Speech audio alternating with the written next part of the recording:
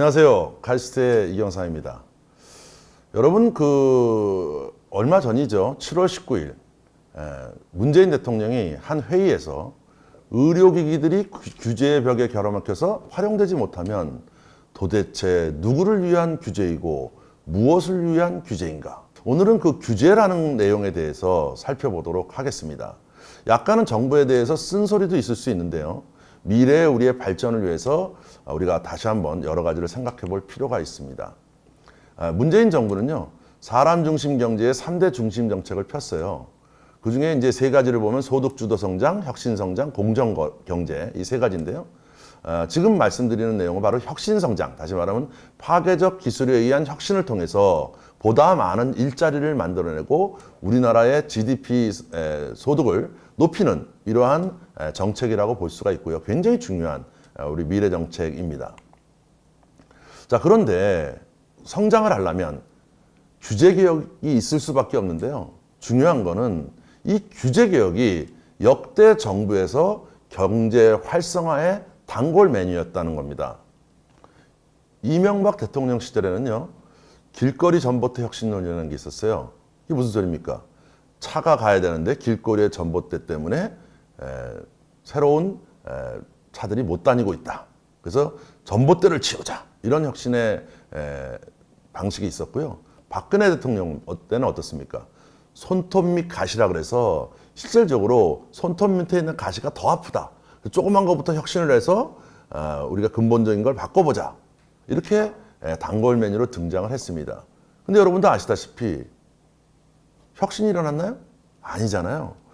그러면 이번 정부도 똑같은 방식으로 해서는 안 되겠다. 그럼 인사이트를 우리가 얻기 위해서 제가 이 동영상을 준비를 했습니다. 자, 그래서 지금부터는요, 이런 정부의 규제 혁신에 대해서 세 번에 나눠서 여러분께 말씀을 드릴 건데, 첫 번째는 카풀 공유 경제 실패로 보는 경제 규제 혁신 인사이트. 두 번째는 규제 혁신 어떻게 추진해야 되는가. 세 번째는 정부와 공무원부터 바뀌어야 4차 산업혁명이 성공한다. 이러한 세 가지 주제를 가지고 살펴보도록 하겠습니다. 오늘은 그 첫 번째 시간이 되겠죠. 자, 카풀 공유 경제의 실패. 이게 무슨 소리냐? 설명을 드리도록 하겠습니다. 서울시는요, 2012년 우버가 등장한 이후에 서울 공유 경제를 만나다 하는 공유 경제 플랫폼 도시를 선언을 했고요. 그래서 상당히 많은 공유 경제를 활성화를 위한 정책을 추진했습니다. 박근혜 정부 시절에도 다 함께 잘 사는 활기찬 경제에서 공유 경제 육성 정책을 추진했고요. 또 이번 정부에서도 차량 공유 경제에 대해서 4차 산업혁명위원회에서 이거를 풀어주겠다 이런 약속을 했지요. 근데 결과는 어떻게 됐을까요? 우리나라 차량 공유 경제는요. 자, 여기 사진에 보시죠. 이게 무엇입니까? 서울시청에 모인 차량 공유 경제를 반대하는 택시기사들이 모인 겁니다. 자, 이렇게 모이자마자 어떻게 됐죠? 우버를 못 들어오게 했고요. 그 다음에 우리나라의 차량 공유경제 스타트업들이 한참 아이디어를 내다가 모두 비즈니스 모델을 멈추는 이러한 현상이 일어났습니다. 이게 우리나라 경제에 굉장히 큰 타격을 주었는데요. 정말 좋나? 맞습니다. 그걸 지금부터 좀 살펴보도록 할게요. 최근 2016년 5월 달에 여러분도 아마 이용하시는 분이 있을 겁니다.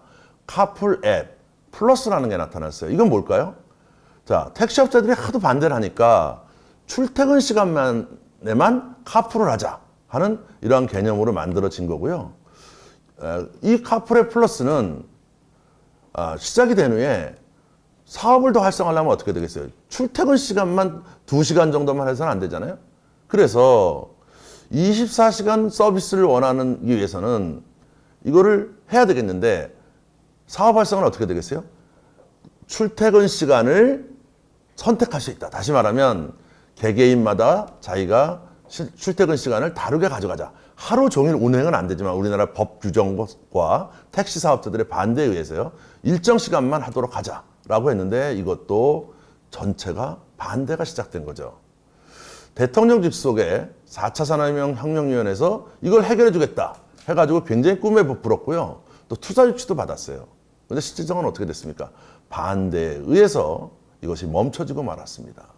자, 서울시는 고발을 했고요. 또 어떤 한 의원은 아예 출퇴근 시간에 카풀하는 것도 전면 금지하는 법안을 제출하기까지 했습니다.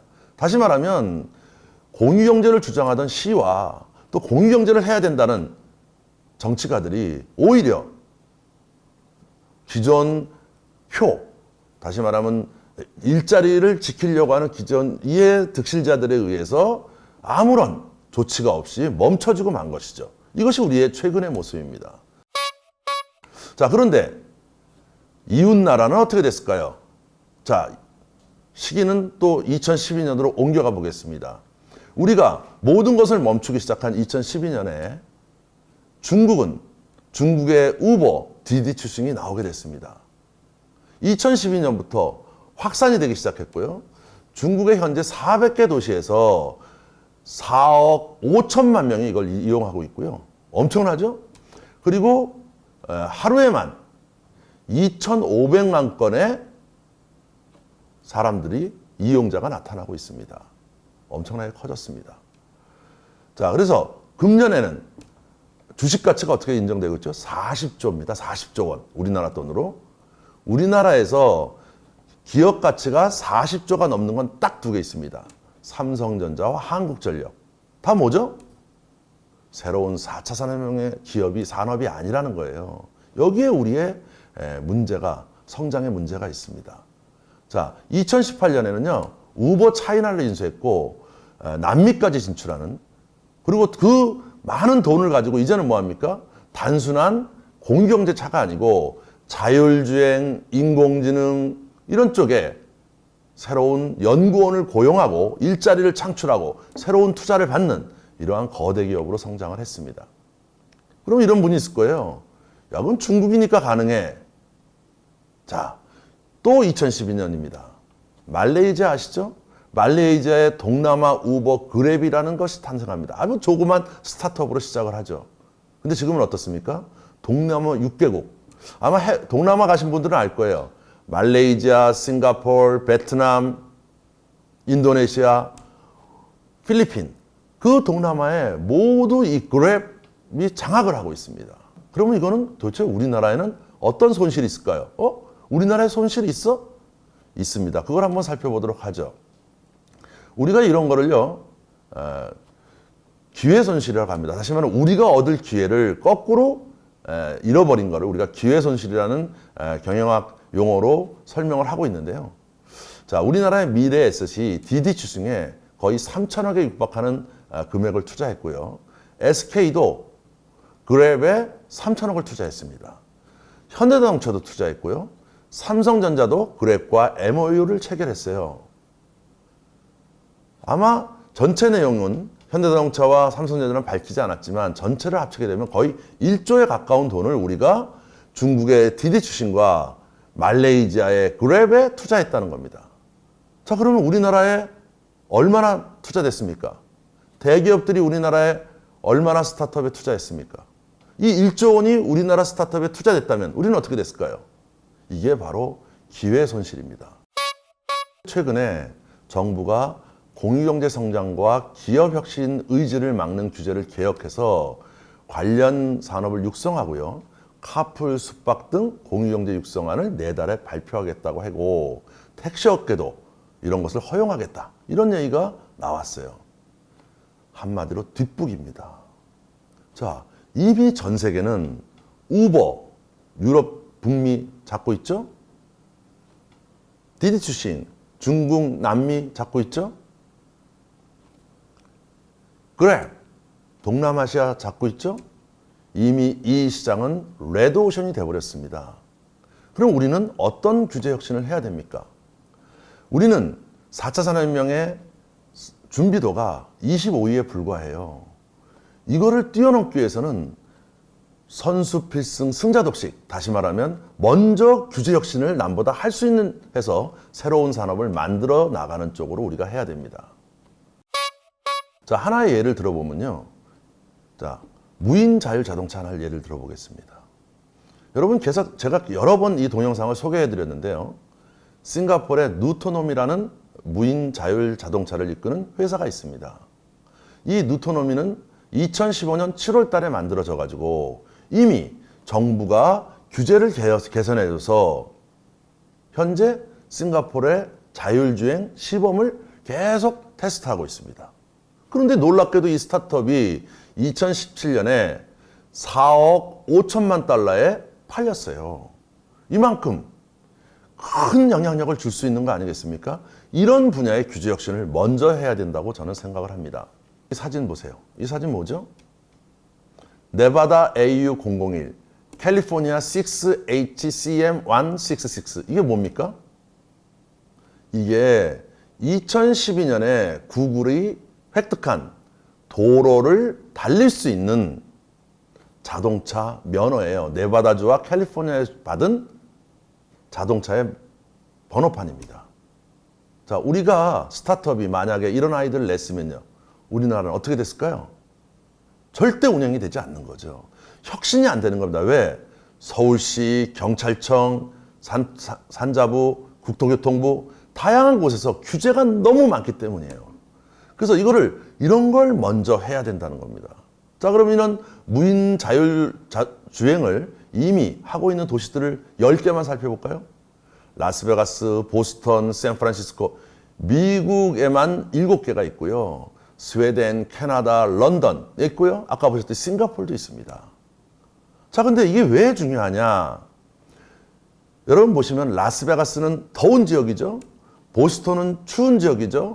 그 다음에 거기에 또 보시면 캐나다에 윈저 온타리오주가 있어요. 이거는 미국하고 캐나다하고 인공지능 자동차가 국경을 넘을 때 어떻게 행동해야 되느냐 이런 것까지 세부적으로 테스트를 하고 있다는 겁니다. 근데 우리는 지금 뭐예요? 아직 이런 걸 달리지도 못하고 또 달리는 것도 뭡니까? 스마트 시티 또는 실증 단지 이런 데서 시범 테스트를 하겠다. 그럼 언제 실증 단지에서 나와서 실제 도로 주행을 해서 전 세계의 자율자동차를 우리가 장악하겠습니까? 바로 이러한 미래 분야에 우리가 투자를 해야 된다. 또 규제 혁신을 해야 된다라고 볼 수가 있습니다. 카풀 공유경제 실패의 교훈 한번 보도록 하겠습니다. 유레카. 자, 첫 번째는요. 4차 산업혁명의 파괴적 비즈니스 모델은 어쩔 수 없어요. 그런데 이 파괴적 비즈니스 모델들은 기존 일자리와 충돌이 불가피합니다. 그래서 이 부분을 해결하기 위해서는 제도 개혁이라는 게 필요해요. 왜? 기존 일자리에는 여러 가지 제도가 있기 때문입니다. 근데 이러한 제도 개혁의 성공은 뭡니까? 과거 우리가 역대 정부에서 전부 실패를 했잖아요. 이번 정부에서는 꼭 성공을 해야 됩니다. 성공을 하기 위해서는 여기에 관련된 사람들의 의식 구조부터 변해야 된다는 거예요. 첫 번째 뭐죠? 기존 일자리의 이해관계자가 변해야 됩니다. 혁신 좋아. 아주 좋아. 이거 해야 돼. 근데 내 일자리는 빼놓고 이런 마음을 가지면 되겠습니까? 두 번째는 뭐예요? 정치가들입니다. 피켓을 두고 반대만 하면 이거 내 표네? 야, 저거 못하게. 내 표에 관련 있어. 이런 식으로 정치가들이 활동을 하게 되면 혁신은 물거품이 되고 마는 거죠. 세 번째는 뭐예요? 정부가 변해야 돼요. 정부 공무원들이 위험을 감수할 수 있는 평가 지표부터 의식까지 새롭게 변해야 됩니다. 자, 이러한 제도 개혁은요, 4차 산업혁명은요, 우리 시대에 잘 살자는 게 아니에요. 지금 7세 이하의 어린애들, 다시 말하면 우리 미래 세대들을 위한 우리의 소명이자 책임이라고 저는 생각을 합니다.